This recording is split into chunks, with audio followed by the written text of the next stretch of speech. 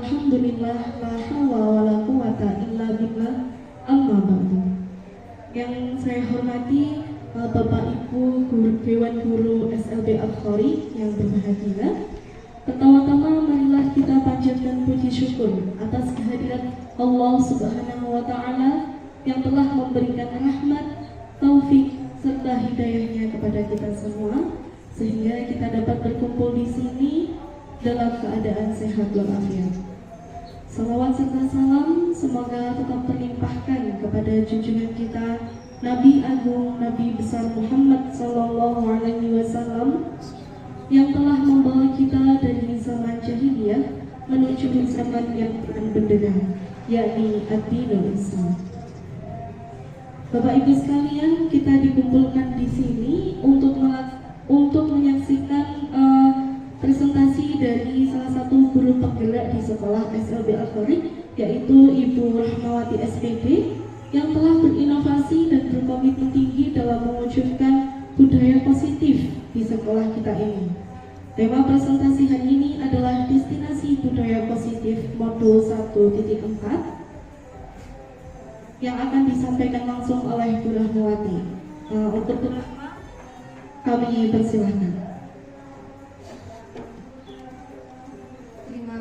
Saya sampaikan Assalamualaikum warahmatullahi wabarakatuh. Mukadimahnya ikut ke depan. Langsung saja di sini saya akan mempresentasikan diseminasi budaya positif di SLB Al-Khori. Salam dan bahagia. Assalamualaikum warahmatullahi wabarakatuh. Sebelumnya, mari kita dengarkan sebuah lagu sebagai motivasi kita, seorang pendidik, untuk semua guru bergerak dan menggerakkan.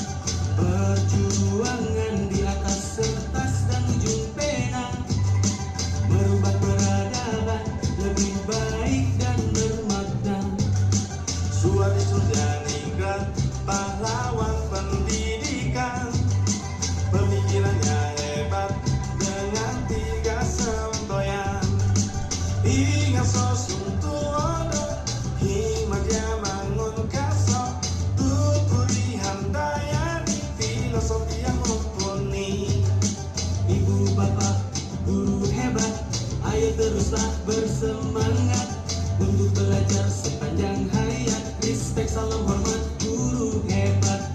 Tergerak, bergerak, ini saatnya. Tergerak, bergerak, ayo semua. Tergerak, bergerak, ini saatnya.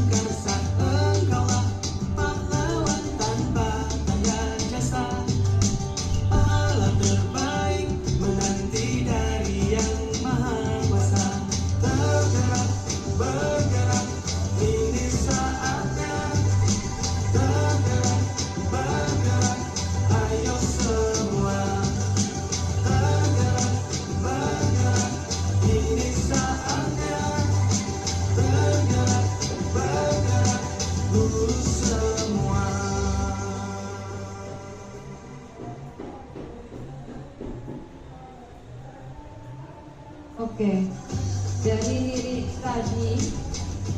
lagu tadi, dalam benak hati Bapak Ibu guru itu apa?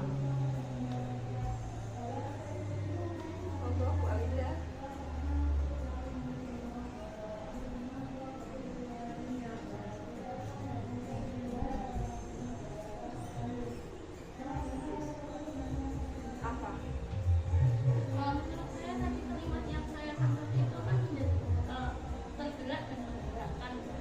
Yang maksudnya guru penggerak itu juga harus menggerakkan inovasi-inovasi yang mereka miliki supaya sampai ke siswa-siswanya. Terus tinggal sosok tulodo, tinggal dia malang karsel, itu filosofinya yang saya tangkap dari lagu tadi.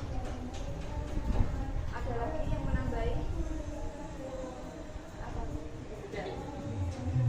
Jadi dari lirik lagu di atas, dalam perjalanan menuju masa depan pendidikan yang lebih baik itu kita harus tergerak, menggerakkan dan bergerak sesuai dengan salam dari guru penggerak, menjadi semangat bagi para pendidik yang ingin membuat perbedaan pendidikannya itu lembaganya lebih baik lagi, dengan dorongan untuk melakukan perubahan kearifan dalam berinovasi dan kemampuan untuk menggerakkan di lingkungan pendidikannya komunitas tersebut. Dan guru penggerak ini memiliki potensi besar untuk membentuk masa depan pendidikan yang lebih cerah. Selanjutnya Bu Ainun.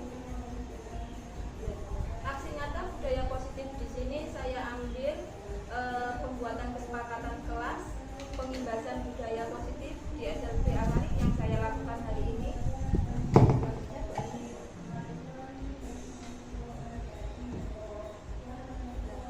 Latar belakang yang saya ambil di sini kebudayaan asing yang masuk tanpa filter dan seringkali ditiru murid secara langsung adalah salah satu dampak yang merugikan bagi diri munculnya kemajuan teknologi yang semakin pesat.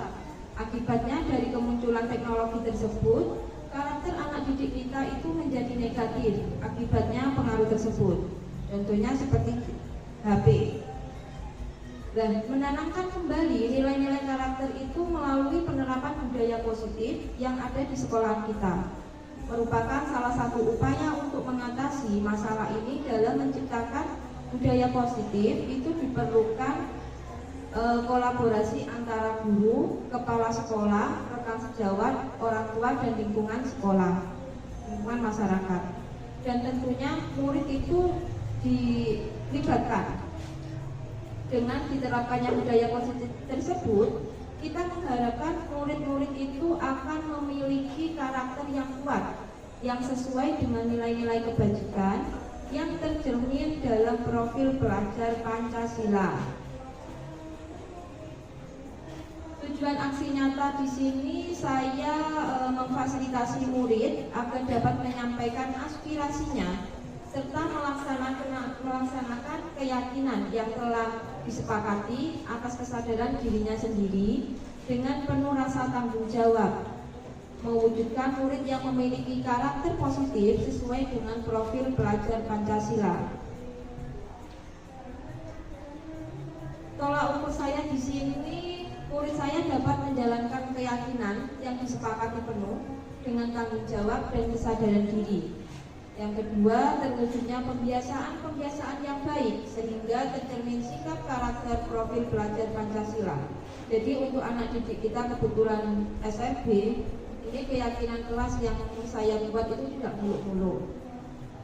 Hanya beberapa, contohnya kayak salam, menghormati Bapak Ibu guru pas waktu menyampaikan pelajaran, terus disiplin tepat waktu, itu baru yang saya jalankan. Nanti kalau sudah berjalan akan kita tambahi lagi. Selanjutnya Bu Eko. Konsep inti budaya positif di sini yang pertama perubahan paradigma positif, yang kedua disiplin positif, yang ketiga nilai-nilai kebajikan, yang keempat kebutuhan dasar manusia, yang kelima motivasi perilaku manusia, yang keenam posisi kontrol guru, yang ketujuh keyakinan kelas, Yang ke-8, segitiga restitusi. Pembelajaran dengan paradigma baru, yaitu pembelajaran dengan paradigma merupakan pembelajaran yang dirancang berdasarkan prinsip berdiferensiasi, sehingga peserta didik belajar sesuai dengan kebutuhannya. Anak-anak, kita memberi materi kepada anak-anak itu harus melihat kemampuan anak, karena kemampuan anak itu pasti berbeda-beda dengan temannya. Contohnya kayak Rizky kemampuannya masih belum bisa membaca, sedangkan kalau kita memberi teks buku cerita untuk membaca Rizky kan tidak mungkin. Jadi kita ukur kemampuannya Rizky tadi untuk membaca kata yang sederhana saja sesuai dengan kemampuannya. Kita tidak boleh untuk memforsir kemampuan di luar kemampuan anaknya tersebut, nanti malah membebani anaknya. Perubahan paradigma. Ini ada sebuah kalimat pertanyaan pemantik kegiatan kepalang tangan. Anda adalah A dan B. Ibaratnya Anda ini seorang A dan B ini teman Anda. Sobeklah secari kertas kecil, tuliskan benda atau sesuatu yang sangat berharga untuk Anda. Letakkan di salah satu tangan Anda dengan genggam benda atau sesuatu tersebut dengan segala daya. Buatlah sebuah kepalan. Teman Anda B akan mencoba dengan sekuat tenaga dengan berbagai cara untuk meminta Anda memberikan benda tersebut. Si B bisa membujuk, mengancam, menghardik, merayu, menyuap apa saja agar dapat membuka kepalan tangan. Apa yang terjadi dari berdasarkan kalimat pemantik tadi, pertanyaan pemantik?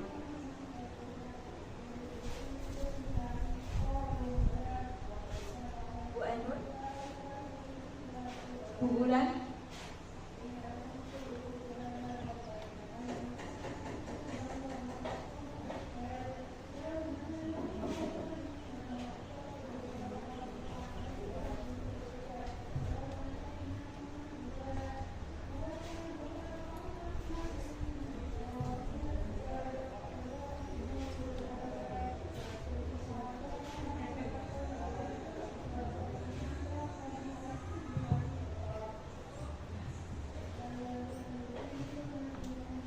Sendiri yang memegang kontrol atas kepalan tangan kita.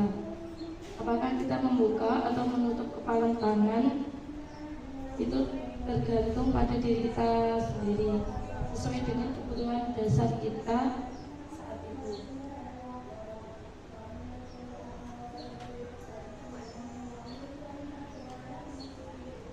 Nah, kita sendiri yang mempunyai kontrol, yang memegang kontrol atas kepala tangan kita.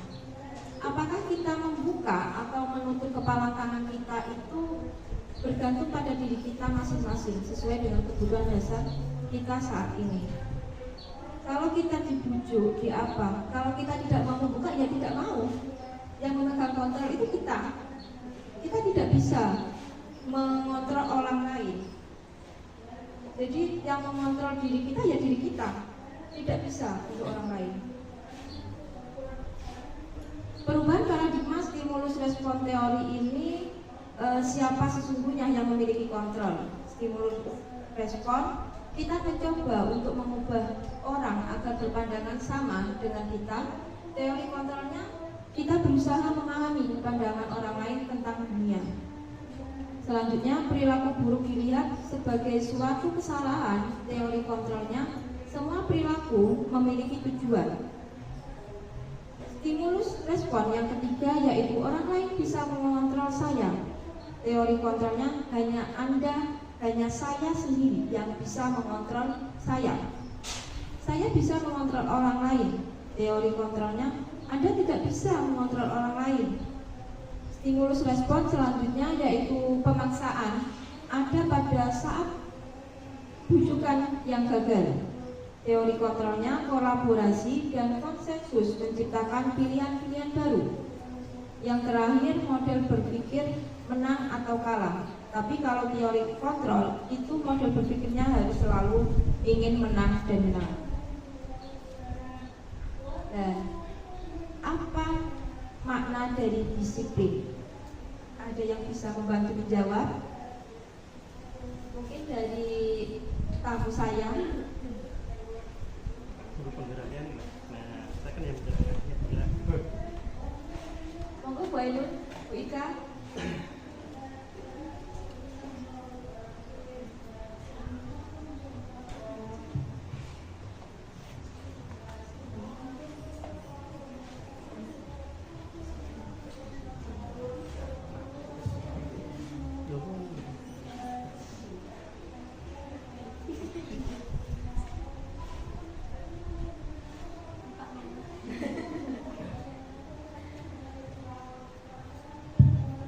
Terima kasih waktu yang diberikan. Makna disiplin sesuai dengan tugas saya di sekolah. Jadi disiplin itu adalah suatu tindakan perilaku dengan sadar yang didasari oleh pemikiran dan tindakan secara terbiasa. Jadi disiplin itu tindakan yang dari kesadaran hati untuk melaksanakan suatu kegiatan, yaitu didasari oleh pemikiran pribadi dan terbiasa melakukannya. Jadi tindakan sadar untuk melakukan sesuatu yang didasari oleh pemikirannya sendiri. Itu tindakan disiplin.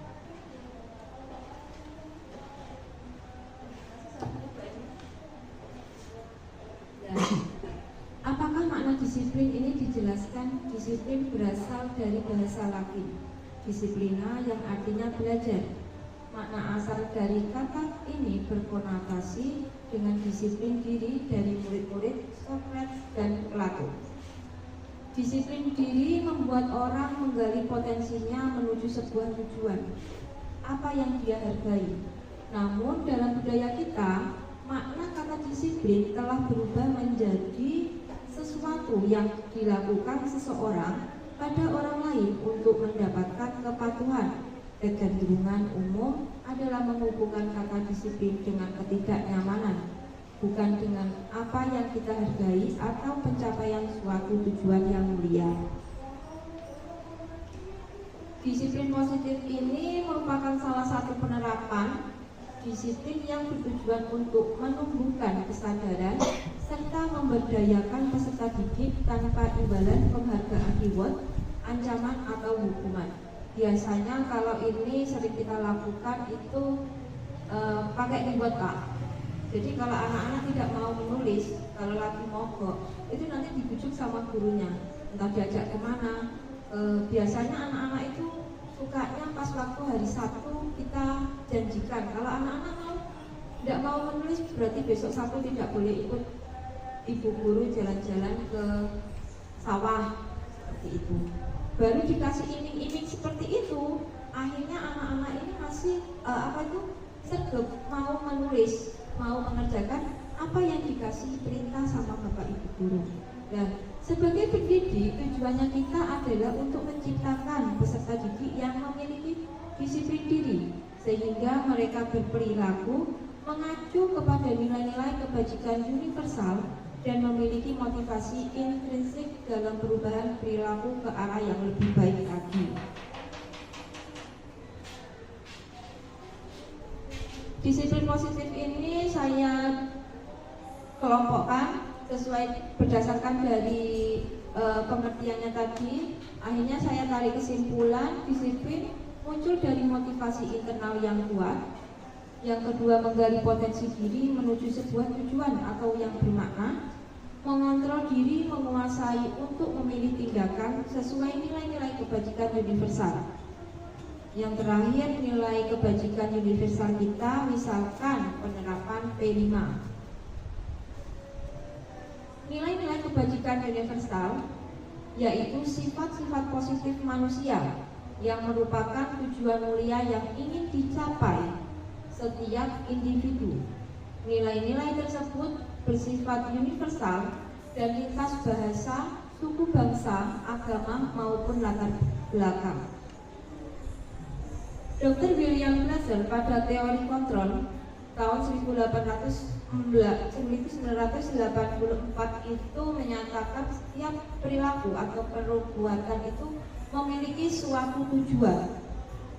Dengan mengaitkan nilai-nilai kebajikan yang diyakini seorang, maka motivasi intrinsiknya akan terbangun sehingga menggerakkan motivasi dari dalam untuk dapat mencapai tujuan yang mulia yang ingin diinginkan. Nah, nilai-nilai kebajikan itu apa saja? Nilai-nilai kebajikan yang ingin dicapai oleh anak Indonesia biasanya kita kenal dengan profil pelajar Pancasila yang berisi tentang beriman bertakwa kepada Tuhan Yang Maha Esa dan berakhlak mulia. Yang kedua, mandiri. Yang ketiga, bernalar kritis. Yang keempat, berkebinekaan global. Yang kelima, bergotong royong. Dan terakhir, kreatif.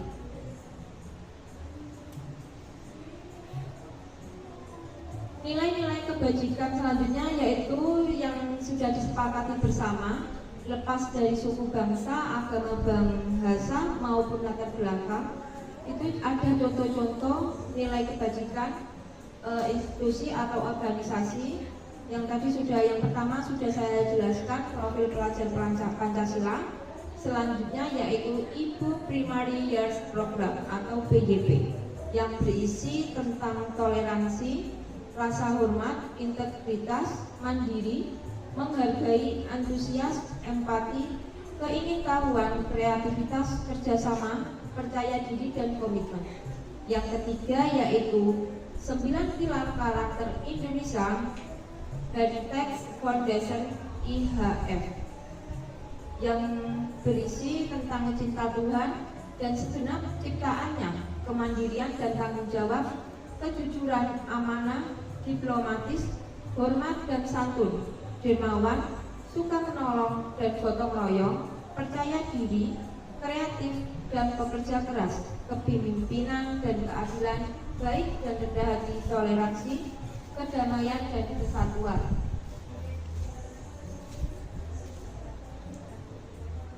Pengertian dari motivasi. Apa itu motivasi, Bapak Ibu?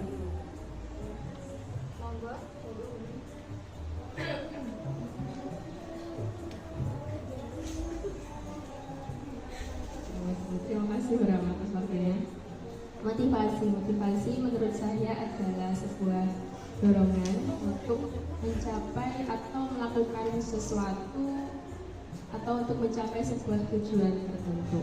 Jadi ketika kita ingin mencapai suatu hal, kita perlu yang namanya motivasi agar kita dapat termotivasi dan bisa mencapai tujuan yang kita inginkan. Terima kasih.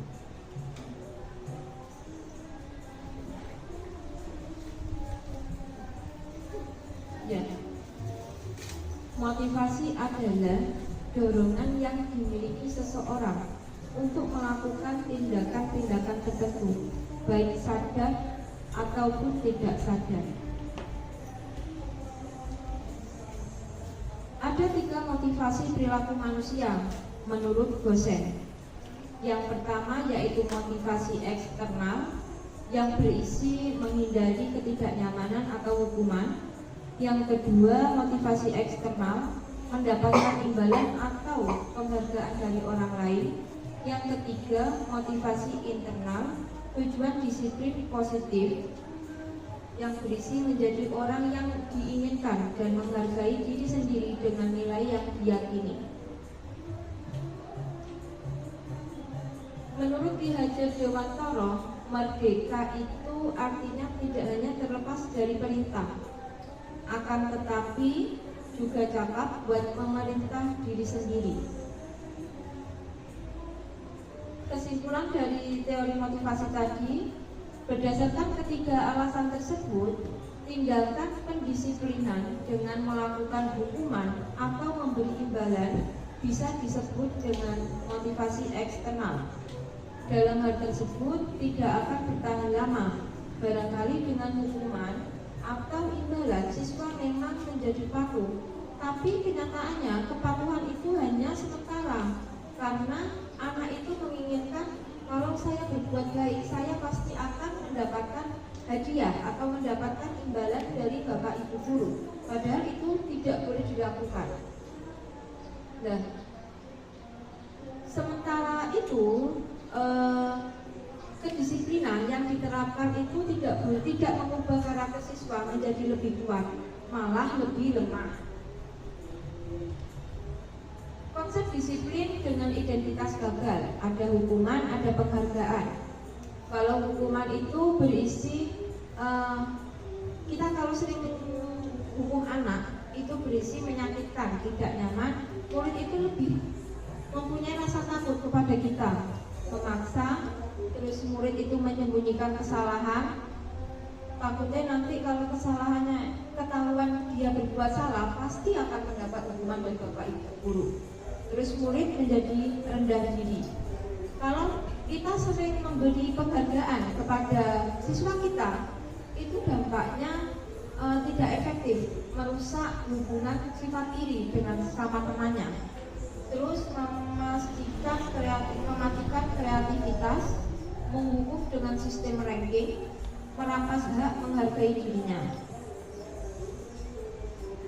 Konsep disiplin dengan identitas sukses, ada konsekuensi dan restitusi.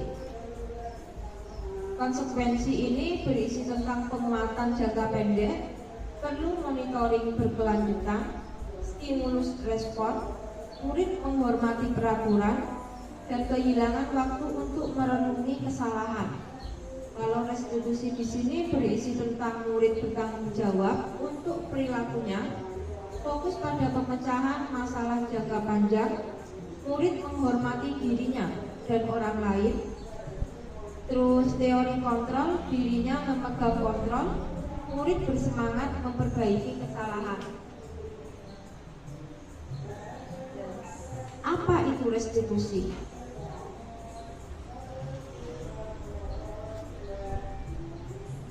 Ada yang bisa menjawab?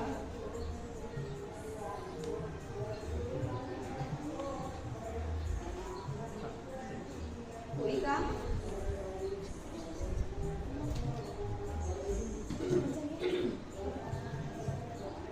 Restitusi itu semacam pemberian kerugian kepada seseorang karena dia telah melakukan sebuah kesalahan, atau dalam istilah hukum itu pemberian ganti rugi dari pelaku kepada korban. Apa itu restitusi? Benar kata Binti. Jadi di sini saya merangkum, itu restitusi adalah proses menciptakan kondisi bagi murid untuk memperbaiki kesalahan mereka, sehingga mereka bisa kembali pada kelompok mereka dengan karakter yang lebih kuat. Restitusi juga merupakan proses kolaboratif yang mengajarkan murid untuk mencari solusi untuk masalah mereka dan membantu murid berpikir tentang orang seperti apa yang mereka inginkan, yang menjadi tujuan mulia, dan bagaimana mereka harus memperlakukan orang lain. Konsep disiplin, pendekatan restitusi ini sebuah cara menanamkan disiplin positif pada murid. Pengertian restitusi tadi sudah saya jelaskan. Terus ciri-ciri restitusi yaitu bukan untuk menebus kesalahan, namun untuk belajar dari kesalahan, memperbaiki hubungan, tawaran bukan paksaan. Restitusi menuntut untuk melihat ke dalam diri. Restitusi mencari kebutuhan dasar yang mendasari tindakan. Restitusi diri adalah cara yang paling baik. Restitusi fokus pada karakter, bukan pada tindakan.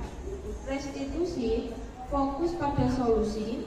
Restitusi mengembalikan murid yang berbuat salah pada kelompoknya. Selanjutnya yaitu kebutuhan dasar manusia. Berdasarkan penelitian tentang teori kontrol, semua perilaku manusia pasti memiliki tujuan. Bahkan sebuah kesalahan yang dilakukan peserta didik pasti memiliki alasan. Kenapa anak tersebut melakukan hal seperti itu? Pasti anak tersebut ada alasannya. Pemenuhan dasar kebutuhan manusia.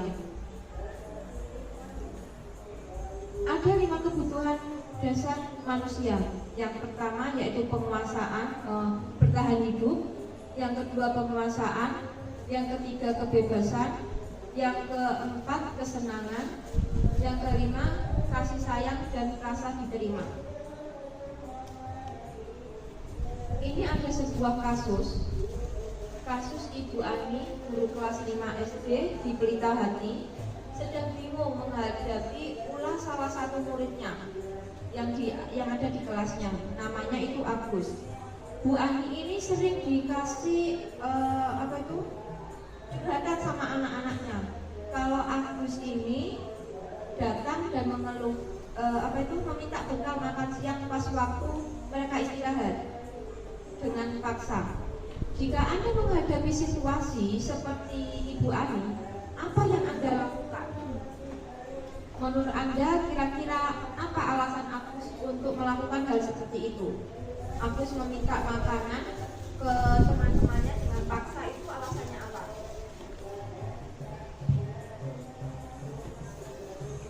Karena Agus merasa dia berkuasa. Ada lagi?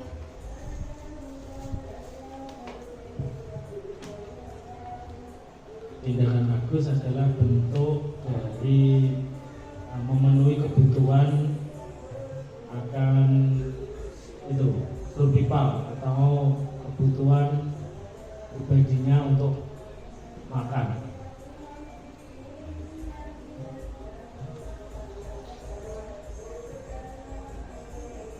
Dalam konteks penerapan disiplin positif tentang Ibu Ani, sebaiknya Ibu Ani ini mencari tahu alasan Agus untuk melakukan tindakan tersebut. Kenapa Agus kok bisa setiap jam istirahat mengambil paksa makanan dari teman-temannya? Yang melatar belakangi Agus seperti itu apa? Kita harus menggalinya. Dan apabila jawaban Agus karena ia lapar dan orang tuanya itu tidak membawakannya bekal makan siang, itu kebutuhannya adalah bertahan hidup. Yang kedua, apabila jawabannya Agus karena ia senang temannya, jadi memperhatikan dia, kebutuhannya adalah cinta dan kasih sayang, kebutuhan untuk diterima. Yang ketiga, apabila jawaban Agus adalah dia merasa hebat karena temannya jadi takut dan menuruti keinginannya, itu termasuk kebutuhan penguasaan atau pengakuan atas kemampuan. Apabila jawaban Agus karena dia merasa bosan dengan bekal yang dibawakan ibunya, karena selalu bawaan bekalnya itu sama, terus tidak ada perubahan, telur ceplok, terus dia pingin makanan yang dibawa oleh temannya. Nah, itu termasuk kebutuhan kebebasan, kebutuhan akan pilihannya Agus. Terus yang terakhir, apabila jawaban Agus adalah karena iseng saja dan dia menikmati ekspresi wajah temannya yang kesal karena diambil makanannya, itu termasuk kebutuhan kesenangan. Posisi kontrol. Dian Kassen tahun 1998 ini pernah mengemukakan bahwa guru perlu meninjau kembali penerapan disiplin di dalam ruang-ruang kelas mereka selama ini. Apakah telah efektif?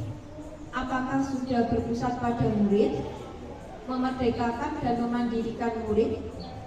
Bagaimana dan mengapa? Berdasarkan teori motivasi tadi yang sudah kita jelaskan, itu penerapan disiplin di sekolah harus dilakukan dengan 3 alasan. Yang ketiga, siswa melakukan kebaikan sesuai dengan keyakinan kelas atau nilai-nilai yang sudah tertanam dalam dirinya atau motivasi internal. Motivasi internal di sini lebih berjangka lama dan membuat siswa semakin kuat secara karakternya.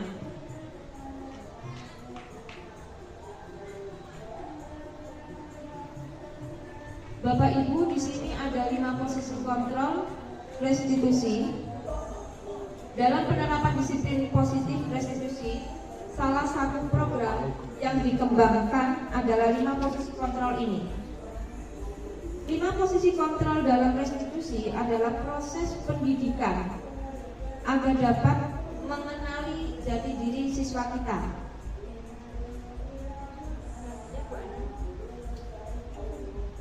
Yang pertama yaitu posisi penghukum.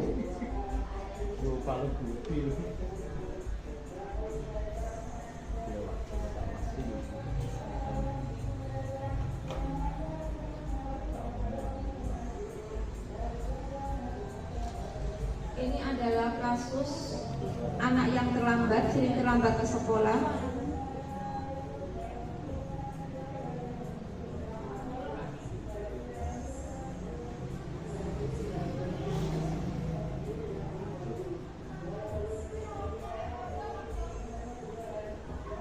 Waiting for connection.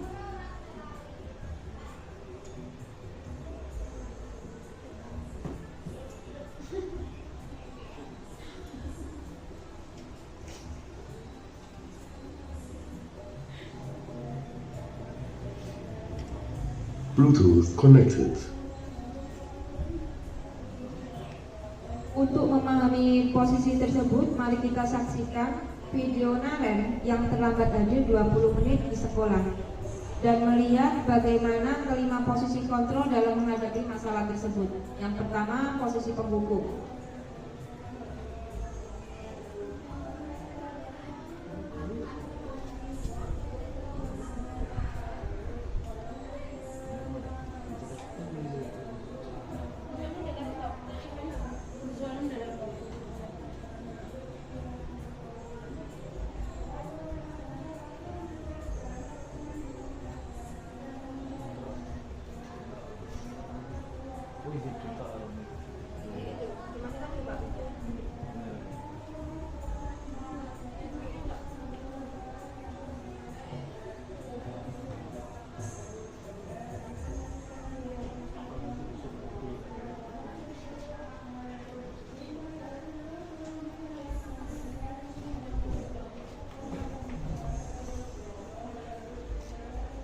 Power off.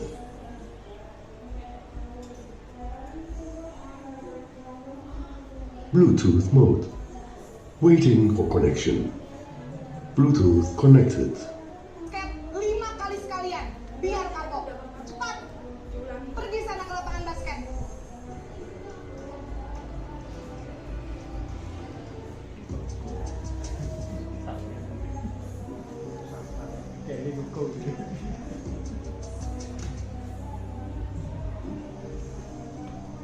Naren, Ini sekolahnya masuknya jam 7. sini kamu. Anaknya jam setengah 8 baru nyampe sekolah. Selamat pagi Bu. Selalu terlambat. Kamu deh, pasti terlambat. Maaf Bu, saya Apa? Apa coba? Alasan kamu apa lagi? Kapan sih kamu tidak terlambat? Malas sekali ya kamu jadi anak. saya Dasar pemalas. Gak kapok-kapok sih kamu. Sudah berapa kali terlambat? Sana, kamu keliling lapangan basket 2 kali. kenapa saya harus keliling lapangan basket Bu? Kenapa? Kamu melawan ibu. Berani-beraninya jawab.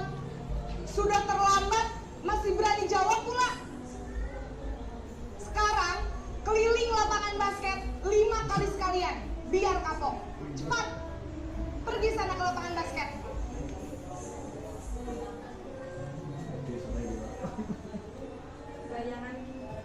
Bayangan Bapak Ibu gimana? Ada siswa sekolahnya itu menerapkan kalau masuknya jam 7, setengah 8 anaknya itu baru masuk. Terus dikasih hukuman malah ngeyel, kenapa saya dihukum mengelilingi lapangan?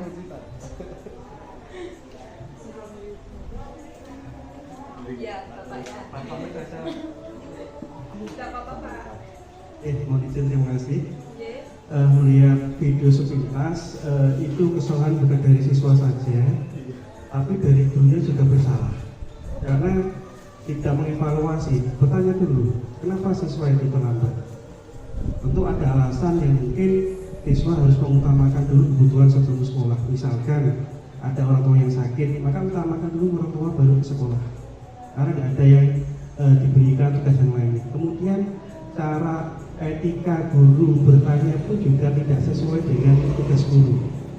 Seharusnya bertanya dengan baik, kenapa kamu terlambat rasanya ini, dan kemudian nanti kita bisa mengevaluasi berarti permasalahan terlambat ini, nanti kita berikan solusi, bukan dimarahi seperti itu. Kemudian yang kedua, menghukum itu ada batasannya, menghukum yang mendidik, bukan menghukum yang membuat siswa tersebut menjadi tidak sadar. Itu harus dari hati ke hati, kenapa kamu terlambat, nanti saya berikan sanksi seperti ini. Tidak harus fisik, bisa mental, mungkin diajari, mungkin mengaji atau apa yang membuat siswa tersebut menjadi sadar. Yang terakhir, sekali lagi hadapi siswa itu dengan senyum dan bahagia, karena dengan senyum bahagia siswa pun juga tidak terasa tertekan, karena bersalah tidak mungkin tidak bersalah, semua pernah melakukan kesalahan, tapi bisa belajar dari kesalahan lebih baik lagi. Terima kasih. Terima kasih Bapak atas jawabannya. Memang betul Pak, pada posisi penghukum di sini biasanya itu guru berbicaranya dengan nada tinggi, terus berisi menghardik, menunjuk-nunjuk kepada siswanya itu, terus berkaca pinggang dan selalu membentak-bentak. Nah, hukuman di sini juga bisa itu berupa verbal atau fisik Pak. Tapi kalau biasanya yang diterapkan di sini itu nggak mungkin kan Pak, anaknya sudah seperti itu. Kalau melakukan kesalahan kita hukum ke lapangan. Jadi kalau anak melakukan kesalahan atau berantem sama temannya, itu pasti paling enggak ya kita kasih hukuman yang biasa, kayak suruh untuk menghafalkan Pancasila atau menulis kata apa. Kebetulan murid saya ini kan seperti itu kan Pak ya. Jadi tidak mungkin kita fisiknya itu tidak. Jadi ke apa itu menghukumnya itu ke kayak ke materi, biar nanti menambah pengawasannya itu. Terus dapat dari posisi penghukum ini murid akan menjadi pemberontak, bahkan menyimpan dendam sama guru yang menghukum tadi. Seperti kayak Pak Doi kan sering menghukum anak-anaknya kan. Jadi katanya ini banyak siswa Bu yang takut sama saya, karena mungkin pekerjaannya Pak Doi di sekolahan itu sering menghukumi anak-anak gitu. Terus siswa yang dapat hukuman tadi akhirnya itu banyak yang tidak suka sama Pak Doi. Sesuai lapangan Pak ya. Terus yang kedua Bu Ainun, posisi pembuat merasa bersalah. Videonya.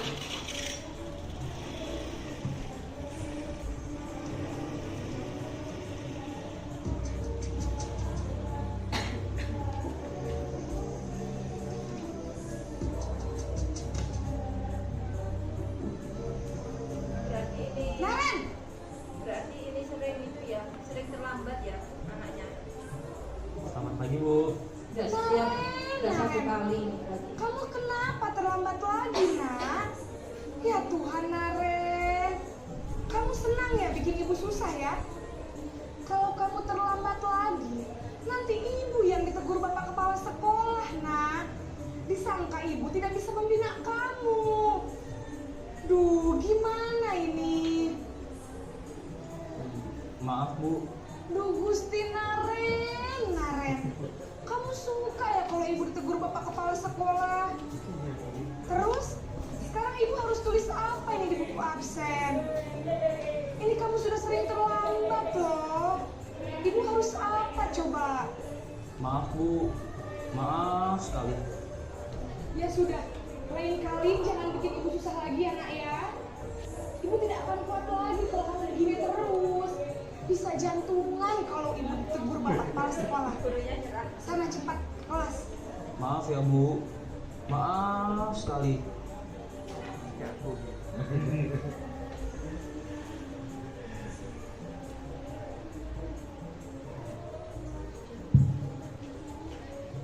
Dari video tadi apa yang dilakukan gurunya? sepintas anak tersebut akan merasa bahwa yang dilakukan setiap hari itu merasa bersalah. Yang pertama juga kasihan dengan gurunya yang setiap hari selalu mengobrak-obrak. Ya. Kemudian yang kedua, paling tidak sedikit ada perasaan untuk mau berubah, karena anak juga merasa nyaman, merasa senang dengan apa yang dilakukan oleh gurunya. Dan gurunya ini kurang tegas, Pak. Bagus. Ya bagus. Itu sudah memang harus seperti itu. Yang pertama tadi bahaya. Tapi ini kasus Narennya ini Pak ya, kayaknya ini sudah enggak satu kali Pak, hampir setiap hari Pak ini terlambatnya. Karena tadi kan belum dievaluasi, kenapa dia selalu terlambat? Itu harus digali dulu permasalahannya. Kalau terlambatnya nggak punya sepeda motor atau apa, pasti ada solusi di situ. Nanti di belakang Pak jawabannya, berarti tunggu videonya terakhir. Nah, di sini posisi pembuat bersalah itu biasanya berbicara dengan nada tenang, cenderung lembut, namun kata-katanya menyalahkan pada siswanya tadi Pak. Dampak posisi pembuat merasa bersalah ini, murid menganggap dirinya itu akan bersalah dan ia akan menyimpan emosi negatif tersebut dalam dirinya si anak. Selanjutnya posisi teman.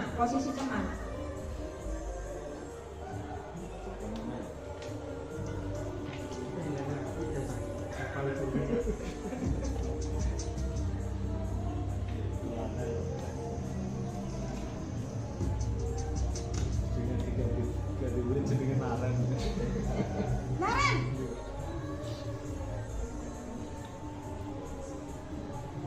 Selamat pagi Bu. Di sini sudah mulai tampak dia mengutarakan penyebabnya apa dia Iya sayang. Iya Bu, habis ibu saya lupa membangunkan saya Bu. Kamu malah menyalahkan ibu kamu. Kamu bukannya anak yang larinya paling kencang. Kok terlambat sih?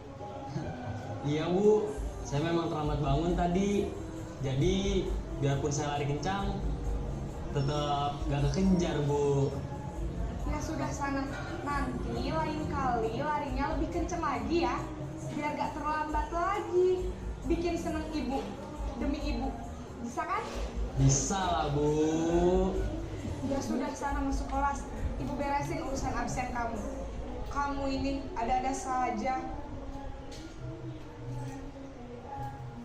Gimana Pak pendapatnya? Yang kedua ini ada solusi dan motivasi. Sudah nampak? Ya. Apa Pak? Kenapa? Apa nampaknya? Dari orang anak itu diberikan solusi, diberikan motivasi, harus dari sana yang dibutuhkan.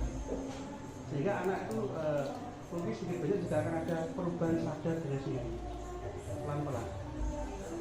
Sampai pendekatan ketiga Pak ya, masih belum tampak. Nah, posisi teman di sini biasanya itu guru dengan nada yang ramah Pak, kayak bersahabat. So akrab, cenderung bersenda gurau dengan si anak yang melanggar tadi Naren, untuk menghangatkan suasana tapi santai. Murid akan merasa senang, aman dan akrab dengan gurunya tadi. Terus dampak posisi teman itu mungkin murid akan bergantung kepada satu orang, sehingga murid tidak mandiri dan tidak bisa berpikir untuk dirinya sendiri. Terus selanjutnya posisi pemantau.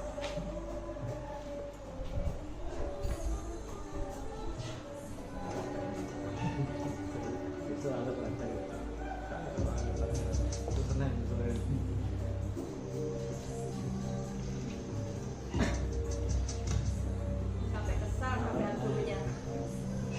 Naren!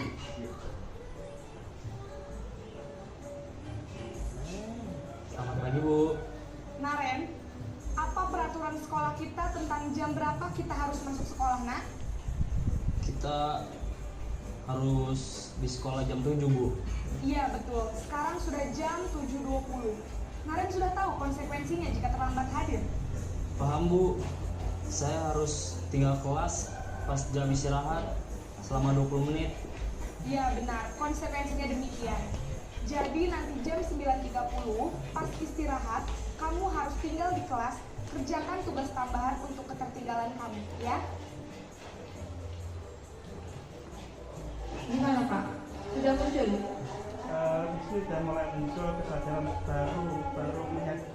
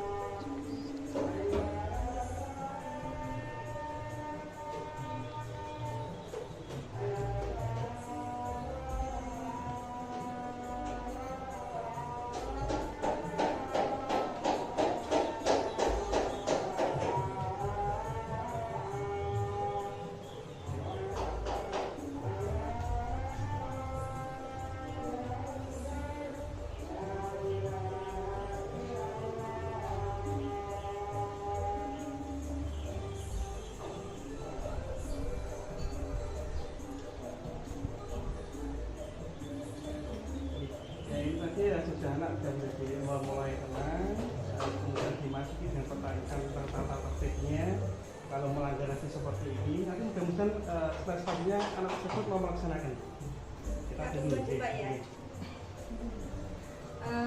Pada komisi pemantau ini biasanya itu guru mengandalkan perhitungan atau data Pak untuk mengontrol si anak murid tadi. Guru mengarahkan murid berdasarkan peraturan tata tertib yang dibuat sekolah itu seperti apa? Masuknya itu disamakan dengan dia biar tidak terlambat terus. Terus berdasarkan peraturan dan konsekuensi seorang, sehingga pemantau di sini itu menunjukkan bahasa tubuh dan ekspresi wajah yang datar dan cenderung formal. Selanjutnya Bu Ainun. Nah ini yang terakhir Pak, posisi manajer. Mudah-mudahan di posisi ini kita menemukan jawabannya dengan arah.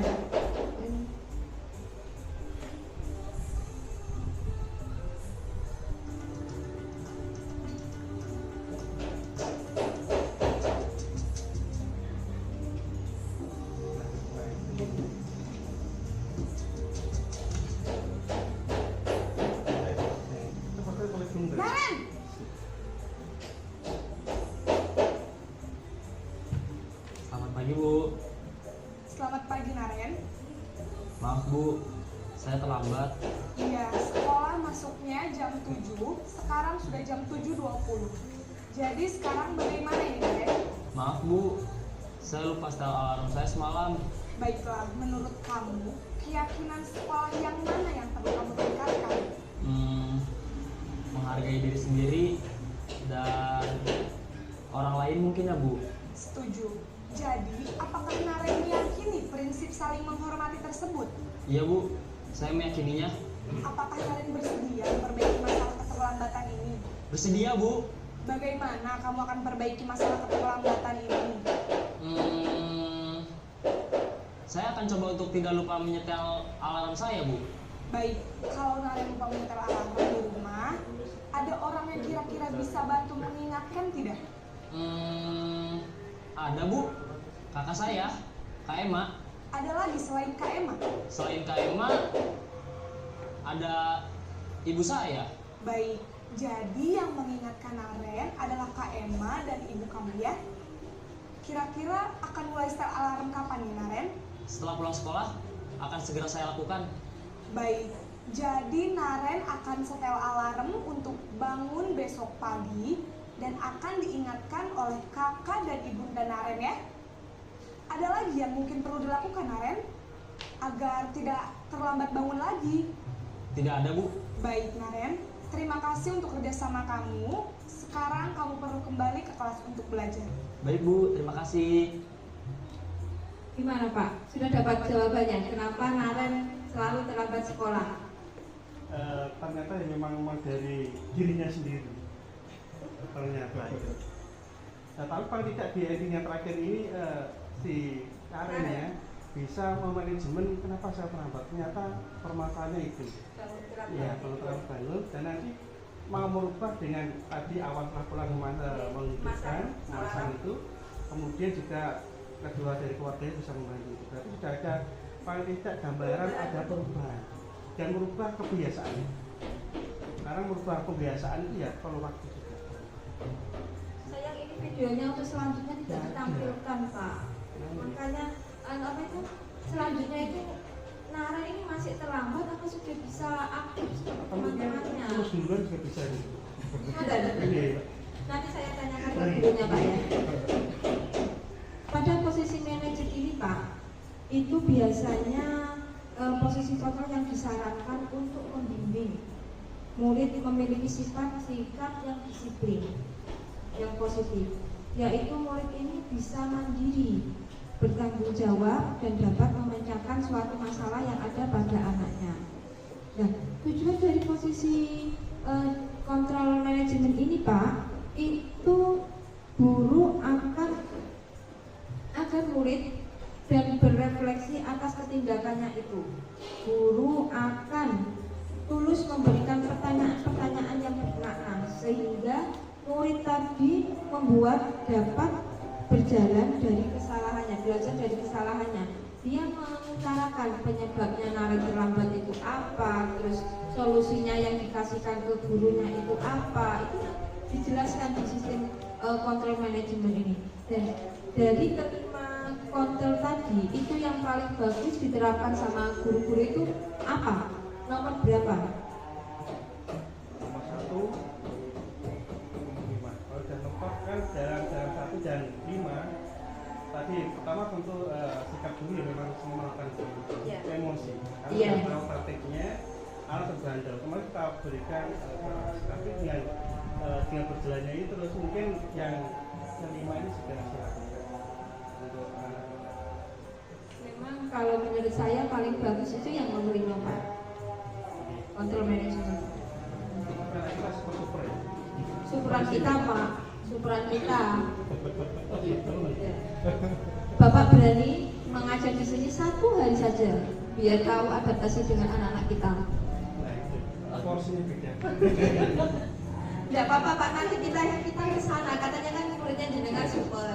Makanya jenengan saya tawari, Bapak berani mengajar di sini, nanti saya yang ngajar di sana Pak, 1 hari. Selanjutnya Bu Ainun. Ya, selanjutnya yaitu kita tentang keyakinan kelas. Keyakinan kelas adalah nilai-nilai kebajikan atau prinsip-prinsip universal yang disepakati bersama secara universal, lepas dari latar belakang, suku, negara, bahasa, maupun agama. Menurut Gassen, tahun 1998, suatu keyakinan akan lebih memotivasi seseorang dari dalam intrinsik. Seseorang akan lebih bersemangat untuk menjalankan keyakinan daripada hanya sekedar mengikuti serangkaian peraturan saja. Mengapa keyakinan kelas? Mengapa tidak peraturan kelas saja? Gimana? Ada yang bisa membantu menjawab? Bapaknya yang paling ujung diam saja. Monggo.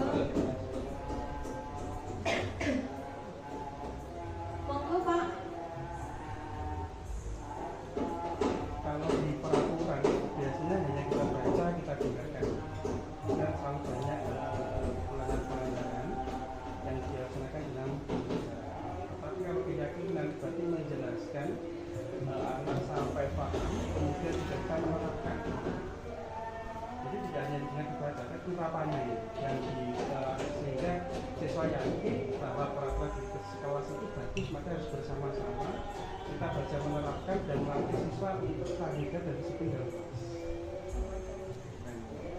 Ini sudah saya rangkum jawabannya Pak. Selanjutnya Pak ini. Keyakinan kelas itu dapat memotivasi siswa Pak secara intrinsik atau dari dalam diri dan dapat membentuk budaya positif di sekolah. Dan keyakinan kelas ini, mengapa keyakinan kelas? Mengapa tidak perlu peraturan kelas? Tidak peraturan kelas saja. Jawabannya mengapa ada kesenambungan dengan pertanyaan kita, yaitu mengapa kita memiliki peraturan tentang penggunaan helm pada saat mengendarai kendaraan roda 2 atau bermotor. Selanjutnya, mengapa kita memiliki peraturan tentang penggunaan masker dan mencuci tangan setiap saat. Pembentukan keyakinan kelas bersifat abstrak daripada peraturan yang lebih rinci dan konkret. Keyakinan kelas berupa pernyataan-pernyataan yang universal. Pernyataan keyakinan kelas senantiasa dibuat dalam bentuk positif.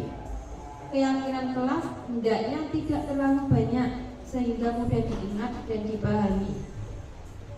Keyakinan semua warga kelas sebaiknya ikut berkontribusi dalam membuat kegiatan kelas lewat curah pendapat. Bersedia meninjau kembali keyakinan kelas dari waktu ke waktu. Ini ada tabel peraturan dan keyakinan kelas. Yang pertama, selalu kembalikan buku ke tempatnya. Keyakinan kelas ini berisi tentang tanggung jawab. Terus peraturannya dilarang mengganggu orang lain.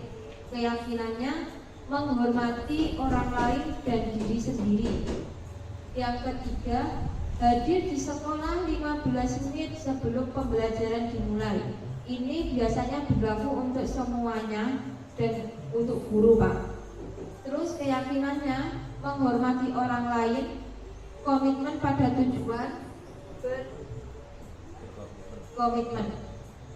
Selanjutnya, dilarang melakukan kekerasan.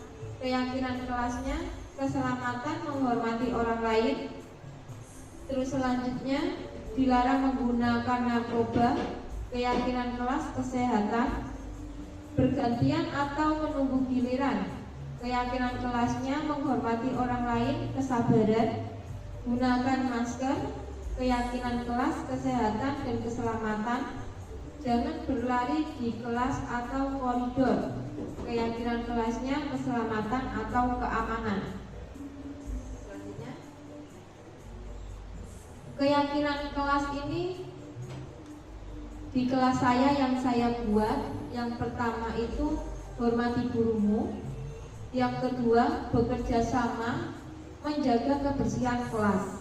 Jadi nanti kalau ada anak yang pas waktu istirahat lupa membuang sampahnya di tempat sampah bekas jajannya itu Pak, itu nanti ada teguran dari guru. Hukumannya itu nanti entah membaca Pancasila atau murojaah surat pendek, atau menulis, disuruh bapak ibu guru menulis kata-kata. Nanti yang mengejerakan gurunya anaknya yang menulis. Terus tepat waktu dan aktif di kelas, mengerjakan tugas tepat waktu, menjaga dan meletakkan barang sesuai tempatnya, saling peduli, menghargai dan membantu sesama lain. Ini keyakinan kelas yang saya buat, yang saya terapkan ke murid saya. Selanjutnya yaitu segitiga restitusi. Segitiga restitusi di sini yaitu proses menciptakan kondisi bagi murid untuk memperbaiki kesalahan mereka, sehingga mereka bisa kembali pada kelompok mereka dengan karakter yang lebih kuat. Nah, melalui restitusi ini, guru dapat membantu murid menjadi lebih baik, memiliki tujuan disiplin positif, serta memulihkan dirinya setelah berbuat salah. membantu murid untuk jujur pada diri sendiri dan mengevaluasi dampak dari kesalahan yang dilakukan. Yang terakhir, memberi penawaran bukan paksaan.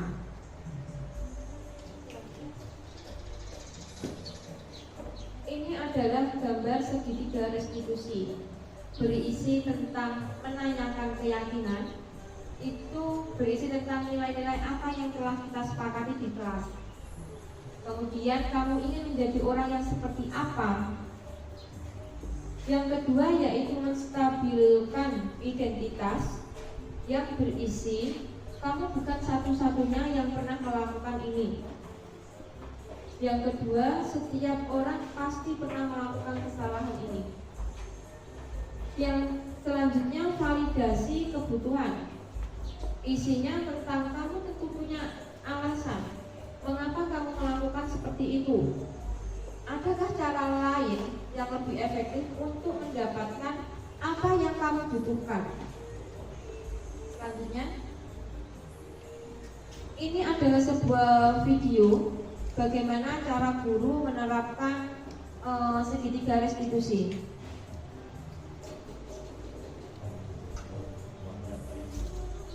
Ini tadi yang kita ambil posisi guru yang apa itu nilai kontrolnya manajer tadi Pak ya? Iya Sarah. Siapa? Sudah lama nggak ketemu Sarah. Kenapa hari ini ada di sini? Kesel Pak, kesel banget. Masa aku dikatain tukang fitnah Pak? Ya aku marah lah. Aku balik ngatain Eka di depan kelas. Kesel banget. Oh begitu. Ya pasti kamu marah dan kesal. Bapak juga akan marah apabila ada yang menyuruh Bapak seperti itu. Kemudian pada saat itu kamu mau melakukan apa? Ya saya langsung ngatain Eka lah Pak. Kesel banget. Saya bentak-bentak dia depan teman-teman lain. Oh begitu. Pasti kamu melakukan seperti itu karena suatu alasan tertentu bukan? Iyalah, masa saya diam saja Pak? Ya saya bela diri lah. Masa saya dituduh tukang fitnah? Ya wajar lah. Mempertahankan harga diri itu sesuatu yang penting buat kamu. Untung kamu tidak bertindak lebih gegabah lagi. Hanya membentak-bentak. Iya Pak. Untung saya masih bersabar dan hanya membentak saja. Sudah gemes padahal. Saya pasti bela diri lah. Ya pasti ya. Tapi kamu memilih untuk tetap bertahan dan bersabar. Kamu memilih untuk tidak berbuat lebih parah lagi bukan? Iya. Nah, sekarang coba kita lihat lagi tindakan kamu yang bentak-bentak Eka di kelas. Tindakan kamu itu kira-kira sesuai dengan keyakinan kelas atau prinsip kamu tidak? Enggak lah Pak. Capek Pak jadi pemarah. Jadi keyakinan atau prinsip mana yang kurang sesuai dengan keinginan kamu? Ya, saya sebenarnya sangat menghargai orang lain. Mungkin saat itu saya menjadi emosi, jadi tidak menunjukkan sikap itu. Kamu meyakini tidak? Menghargai orang lain itu penting buat kamu? Yakinlah Pak. Iya, setuju. Kita harus saling menghargai. Namun, ada juga keyakinan yang kita sepakati yang perlu kita jalankan apabila kita sedang marah, bukan? Ya, saya bisa lebih proaktif, mulai dengan diri sendiri. Saya bisa jadi lebih bersabar, mengambil waktu jeda untuk berpikir mau apa selain itu.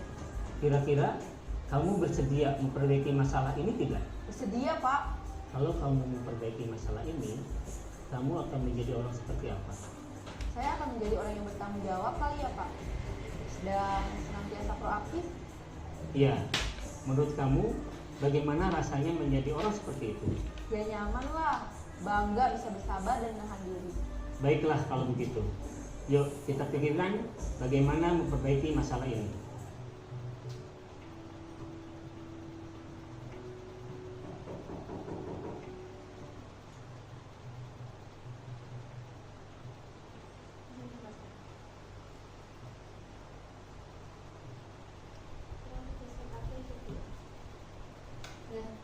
Bapak dari video tadi, sisi yang pertama berisi tentang menstabilkan identitas, itu berdasarkan prinsip membuat kesalahan adalah bagian dari proses pembelajaran. Yang kedua, berperan menggeser identitas murid dari identitas gagal ke identitas yang sukses. Yang ketiga, jangan mengkritik murid yang sedang mengalami identitas gagal. Ajukan pertanyaan kepada siswa membuat kesalahan sesuatu yang wajar. Manusia tidak ada yang sempurna. Yang ketiga, kita bisa memperbaiki masalah ini. Yang keempat, saya tidak menanyakan kesalahannya, tetapi fokus memperbaiki masalah ini. Yang kelima, apakah saat ini kamu tengah menjadi orang yang baik untuk dirimu sendiri? Sisi yang kedua berisi tindakan yang salah, yaitu yang pertama, berdasarkan prinsip setiap perilaku berupaya memenuhi suatu kebutuhan tertentu. Yang kedua, guru akan bergeser dari pemikiran stimulus respon menjadi proaktif. Yang ketiga, menggali dan mengakui kebutuhan murid ini dapat memperbaiki hubungan dengan murid. Yang terakhir, pernyataan atau pertanyaan yang disampaikan guru dengan nada suara tidak menghakimi atau memojokkan siswanya. Ajukan pertanyaan kepada siswa. Yang pertama, kamu bisa saja bertindak lebih gegabah lagi dari ini. Yang kedua, kamu bukan melakukannya tanpa suatu alasan tertentu. Yang ketiga, kamu melakukannya karena mempertahankannya sesuatu yang penting bagimu. Yang keempat, mungkin kamu bisa mempelajari suatu perilaku baru yang lebih efektif. Bersediakah kamu mempelajarinya? Yang terakhir, sisi 3, menanyakan keyakinan. Teori kontrol menyatakan bahwa pada dasarnya kita termotivasi secara intrinsik saat perilaku telah divalidasi dan diidentitas, sukses telah stabil, maka murid telah siap mengaitkan keyakinannya dengan tindakannya yang salah. Ajukan pertanyaan kepada muridnya. Yang pertama, sebagai keluarga atau kelas, apa yang kita yakini? Yang kedua, nilai-nilai apa yang telah kita sepakati? Yang ketiga, seperti apa gambaran sebuah kelas yang ideal bagi kamu? Yang keempat, kamu ingin menjadi orang seperti apa? Refleksi perasaan saat ini setelah pengibasan, setelah materi yang saya sampaikan, perasaan apa yang ada di benak Bapak Ibu?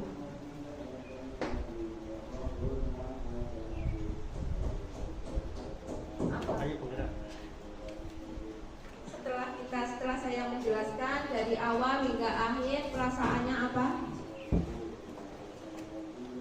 Bu. Perasaan saya saat ini, jadi saya memahami bahwa apa yang saya lakukan di sekolah saya itu masih banyak yang itu keluar dari aturan dan materi yang disampaikan oleh Bu Rohmah tadi. Dan saya sadar perlu pengembangan dan pemahaman bahwa pentingnya restitusi diterapkan di lingkungan sekolah dan menjadikan murid sebagai objek utama kita dalam mendidik. Jadi pendidikan lebih mengutamakan kebutuhan murid dan mengarahkan menjadi murid yang sesuai dengan tujuan pendidikan. Terus targetnya? Maksudnya? Target saya selanjutnya? Target saya selanjutnya adalah menerapkan apa yang saya dapat dari diseminasi ini dan bisa melaksanakan secara langsung, juga bisa memberikan